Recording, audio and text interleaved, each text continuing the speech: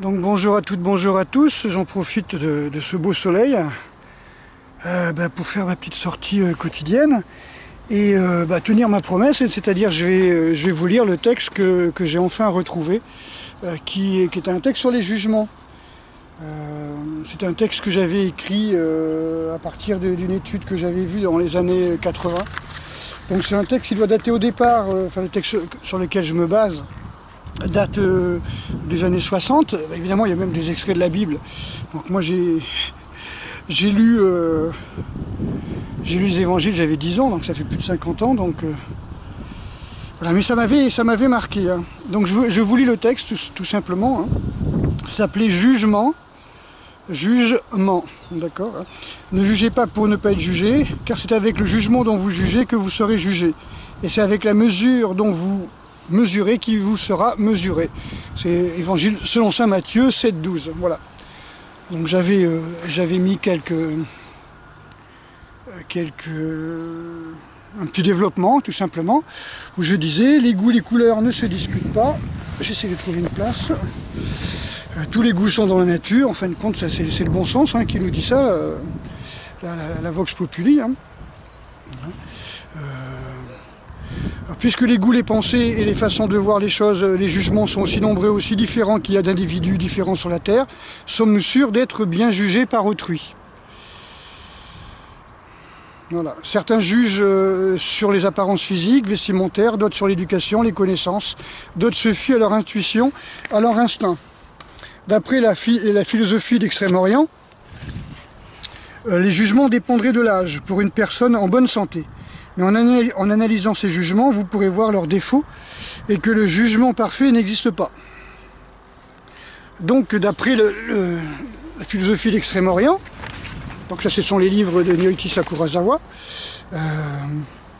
vous allez voir qu'il y a un décalage entre l'homme et la femme. Hein, c'est-à-dire que la femme a un taux de, on va dire, de sagesse bien plus tôt que l'homme.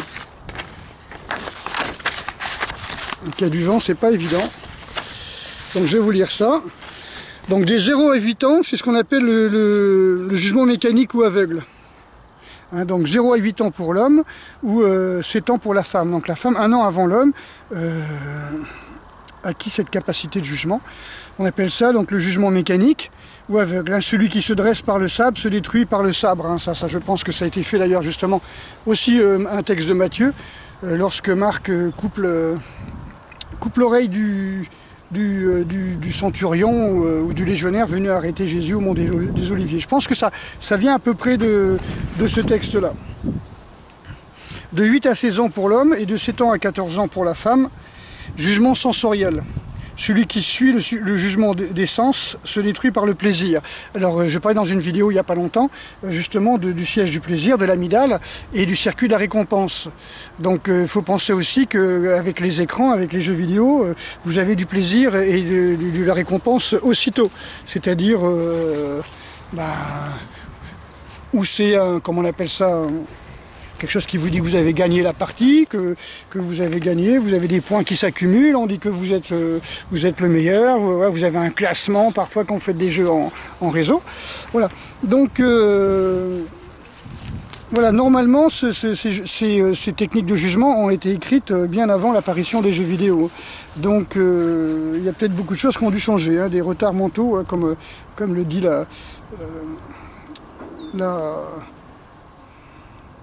la femme dont je vous ai parlé l'autre jour, hein, qui dit que justement ces sortes de jugements peuvent être bloqués à l'âge de 3 ans chez les joueurs. Voilà. C'est dit, je m'en fous totalement. Hein.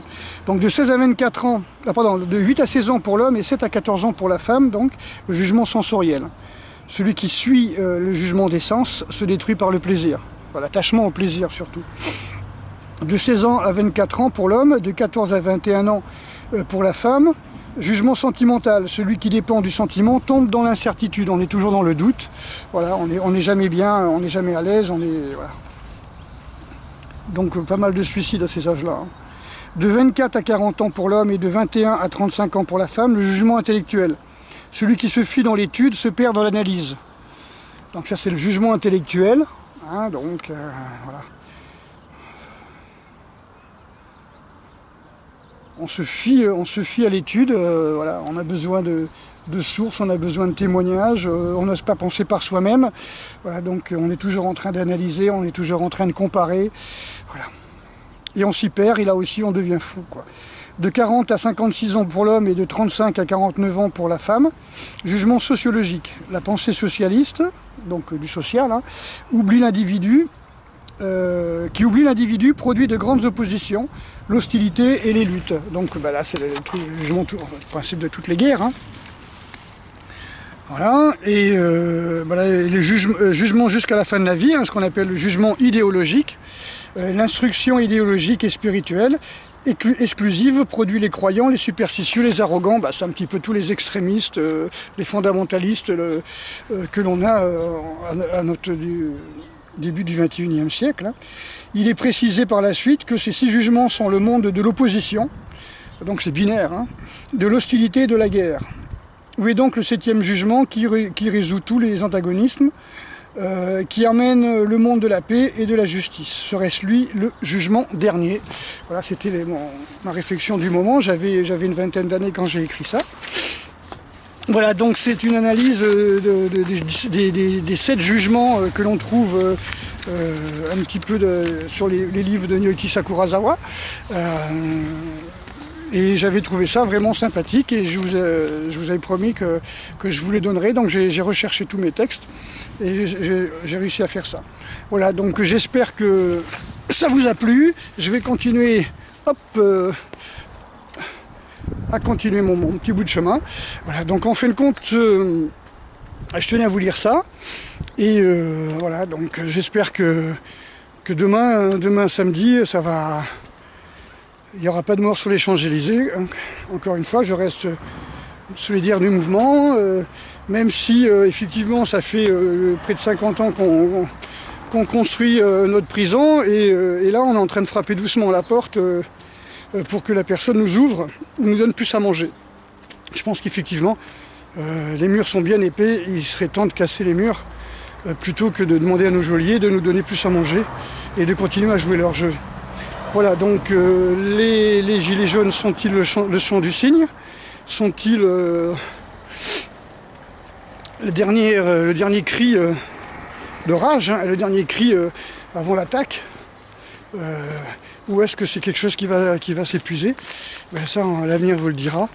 Et puis, comme j'ai expliqué dans ma dernière vidéo de ce matin, si on veut que ça change, il faut que les forces de l'ordre soient avec nous. Il faut que tous ces gens nourris par le système combattent le système. C'est pas évident, c'est pas évident. Voilà, et je comprends. Donc je suis assez impatient de voir ce que ça va donner, et voilà, juste de tout cœur avec tous ceux qui vont y aller. D'accord. Allez, je vous dis à bientôt.